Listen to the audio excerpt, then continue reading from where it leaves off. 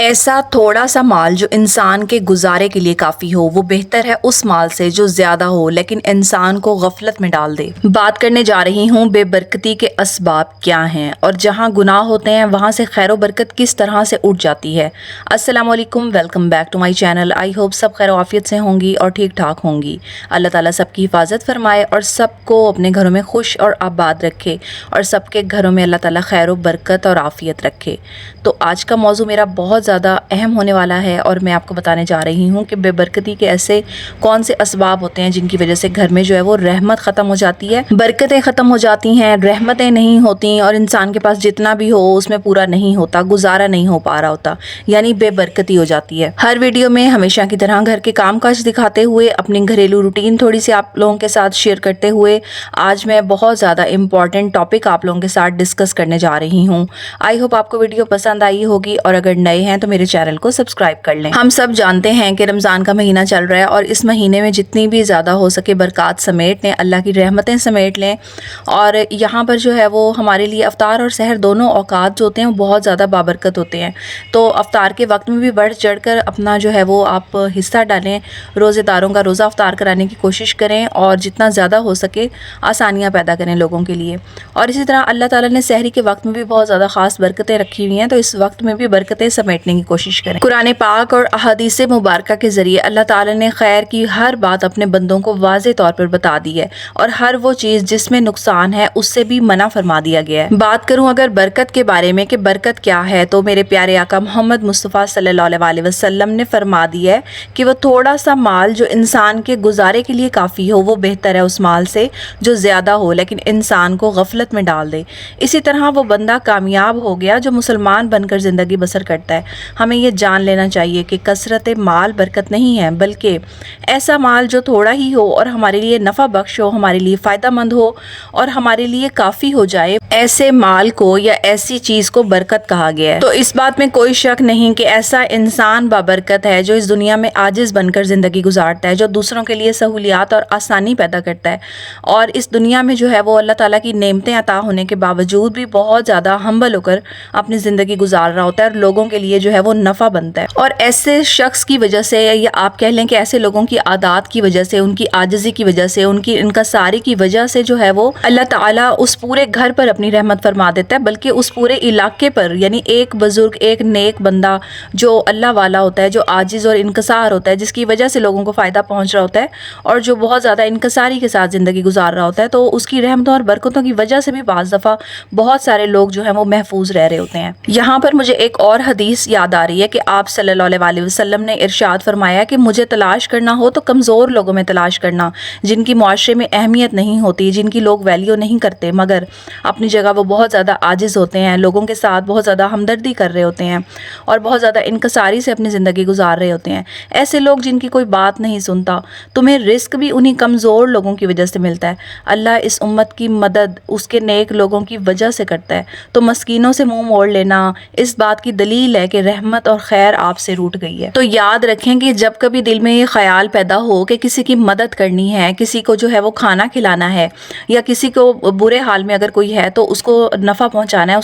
اس کے لیے آسانی پیدا کرنی ہے، اور اگر آپ ان ساری چیزوں کے لیے بے قرار اور بے چین ہو جاتے ہیں، آپ کے دل میں جو ہے وہ یہ جذبات پیدا ہو جاتے ہیں اور آپ کی جو ہے وہ بے قراری بڑھ جاتی ہے، تو سمجھ لیں کہ اللہ تعالیٰ نے آپ میں خیر و برکت کا عنصر پیدا کر دیا ہے۔ تو یہ وہ باتیں ہوتی ہیں جو خیر و برکت والی ہوتی ہیں، برکت والی ہوتی ہیں۔ اب بات یہ ہوتی ہے کہ اگر خدا نخواستہ انسان میں گناہوں کی عادت پیدا ہو جاتی ہے تو اللہ تعالیٰ وہاں سے خیر و برکت اٹھا لیتا ہے۔ تو جب انسان کے عمل میں کوتاہی آتی ہے، انسان کی بدعمالیوں کی وجہ سے جب فساد آئے گا تو خیر و برکت ختم ہو جائے گی۔ برکت ختم ہونے کی دوسری وجہ کاروبار میں دھوکہ دینا ہے۔ اگر ایک مثال کے طور پر گاڑی فروخت کرنی ہے تو اصل بات نہیں بتائیں گے، کوئی سودا کیا جائے تو اکثر لوگوں کو غلط بیانی کرتے ہیں، نتیجے کے طور پر جو ہے وہ ان کی تجارت میں جو ہے ان کی برکت وہ ختم ہونے لگ جاتی ہے، تو پیسے زیادہ بھی مل گئے تو اس میں برکت نہیں ہوگی۔ اور تیسری چیز جو ہے وہ یہ ہوتی ہے کہ اگر آپ کچھ بیچ رہے ہیں، ناپ تول میں کمی کر رہے ہیں، یعنی کہیں پر بے ایمانی آ گئی ہے تو اس سے بھی خیر و برکت ختم ہو جاتی ہے۔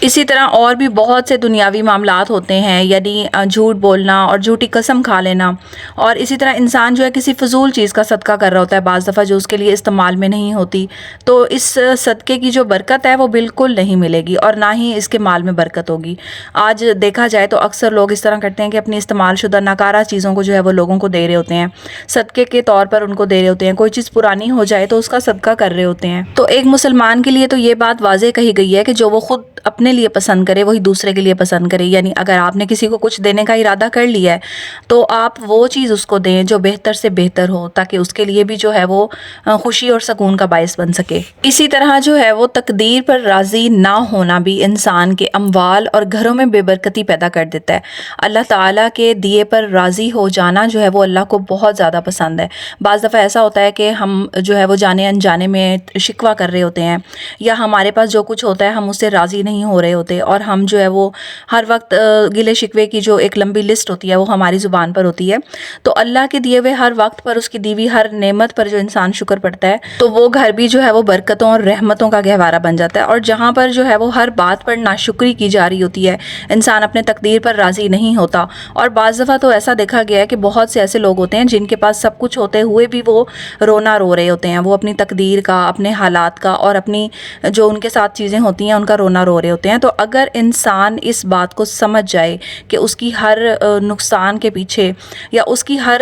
خدا نخواستہ بیماری ہے، یا کوئی بھی اس کے پاس کسی چیز کی کمی ہے، تو اس میں اللہ کی مصلحت ہے، تو تب انسان کا جو ضمیر اور ذہن ہوتا ہے وہ پرسکون اور مطمئن ہو جاتا ہے۔ تو اللہ کے دیے تھوڑے مال پر بھی راضی ہو جانا جو ہے وہ برکت ہوتی ہے۔ اللہ تعالیٰ جو ہے وہ ہر طرح سے اپنے بندوں کو آزما رہا ہوتا ہے۔ جو بندہ اپنے رب کے دیے ہوئے تھوڑے سے مال پر بھی راضی ہو گیا تو وہ اس کی تقسیم پر خوش ہو گیا، تو اس میں اللہ تعالیٰ برکت پیدا کر دیتا ہے اور اس تھوڑے مال کو بھی زیادہ کر دیتا ہے۔ تو اسی لیے اللہ تعالیٰ نے جو دیا اس پر راضی ہونا چاہیے۔ اور بے برکتی کی سب سے بڑی وجہ یہی بنتی ہے کہ جب ہم ناشکری کرتے ہیں، اپنے دی ہوئی نعمتوں کو جو ہے وہ ہم شکر ادا نہیں کر رہے ہوتے، ان کو ویلیو نہیں کر رہے ہوتے، ان کی قدر نہیں کر رہے ہوتے۔ اور دیکھا جائے تو میرے نزدیک نعمتوں میں جو ہے وہ سب سے بڑی نعمت ہماری صحت ہوتی ہے۔ تو اگر ہمارے پاس اللہ نے ہمیں صحت اچھی دی ہوئی ہے تو یہ بہت بڑی نعمت ہے۔ ہم اپنے بچپن میں چیپٹرز پڑھتے تھے، کتابوں میں پڑھتے تھے، تندرستی ہزار نعمت ہے، تو اس وقت یہ جملہ سمجھ میں نہیں آتا تھا، یہ ہمیں بہت زیادہ مشکل لگ رہا ہوتا تھا کہ اس کا کیا مطلب ہوگا۔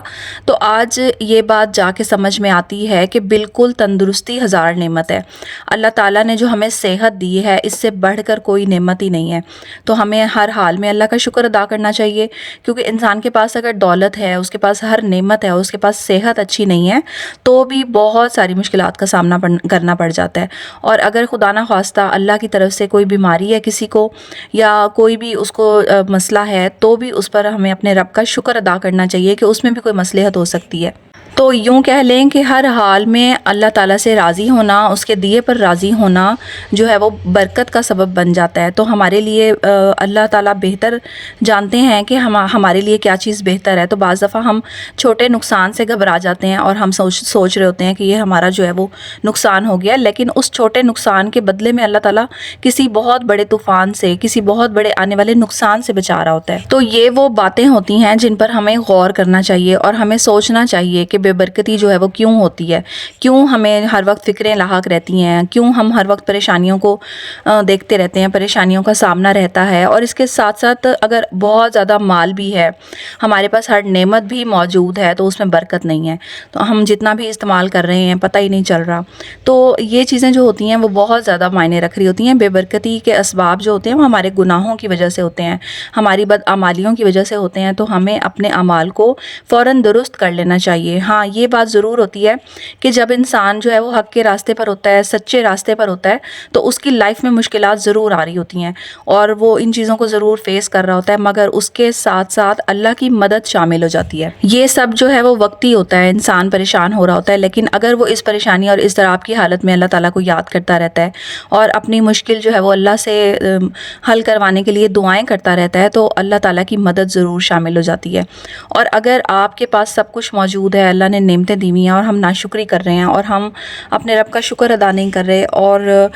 وقت کی قدر نہیں کر رہے، رزق کی قدر نہیں کر رہے، مال کی قدر نہیں کر رہے اور اپنے اعمال کو درست نہیں کر رہے، تو بے برکتی پیدا ہو جاتی ہے اور پھر جتنا بھی ہو کم ہو جاتا ہے۔ ایک اور ٹاپک انشاءاللہ جلد آپ لوگوں کے ساتھ لے کر آؤں گی کہ خواتین میں کون سی ایسی عادات ہوتی ہیں جن کی وجہ سے گھروں میں بے برکتی ہوتی ہے۔ یہ تو وہ باتیں ہیں جو ہم سب کے لیے ہیں کہ ہمیں اپنے اعمال کو درست کرنا چاہیے، اپنی عادات کو بہتر کرنا چاہیے تاکہ خیر و برکت جو ہے وہ گھر میں آئے اور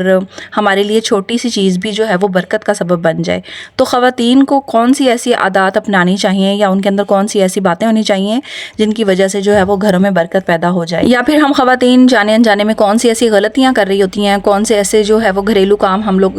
غلط طریقے سے، غلط ڈائریکشن سے کر رہی ہوتی ہیں جس کی وجہ سے گھر میں بے برکتی پیدا ہو رہی ہوتی ہے، اور کون کون سی ایسی چیزیں ہیں جن کو فوراً روک دینا چاہیے، کون کون سی ایسی عادات ہیں جن کو فوراً سے ختم کر دینا چاہیے جن کے ریزلٹس یہ ہوتے ہیں کہ گھروں میں بے برکتی پیدا ہو جاتی ہے۔ تو ہمیں بھی اکثر پتہ نہیں چل رہا ہوتا، ہم ایسی غلطیاں کر رہے ہوتے ہیں اپنے روزمرہ کے کاموں میں، اپنی عادات میں، اپنے اعمال میں، ہم کچھ ایسی غلطیاں کر رہے ہوتے ہیں جو ہمیں اندازہ ہی نہیں ہو رہا ہوتا کہ ہمارے گھروں میں جو ہے وہ کس قدر بے برکتی ہو سکتی ہے، لڑائی جھگڑے ہو سکتے ہیں، رزق میں کمی ہو سکتی ہے، اور ان چیزوں کے لیے جو ہے ہمیں کیا کیا امپروومنٹ کرنی چاہیے۔ تو انشاءاللہ اس ٹاپک پر بھی میں آپ لوگوں کے ساتھ ایک ویڈیو شیئر کروں گی۔ یہاں پر ویڈیو کا اختتام کرتے ہوئے ایک اور بات میرے ذہن میں آئی ہے، ایک اور پوائنٹ میرے ذہن میں آیا کہ اکثر ہم لوگ سمجھ رہے ہوتے ہیں کہ اگر ہمارے پاس بہت زیادہ مال و دولت ہے تو یہی برکت ہے۔ تو یاد رکھیں کہ صرف برکت مال دولت نہیں ہوتی، آپ کے لیے ایک اچھا وقت گزرنا، یعنی آپ کا پورا دن ایک اچھا گزر گیا ہے، آپ نے اپنی چیزوں کو اچھے طریقے سے مینیج کر لیا ہے، آپ نے اللہ کو یاد کر لیا ہے، اپنے کاموں کو آپ نے اچھے طریقے سے کر لیا ہے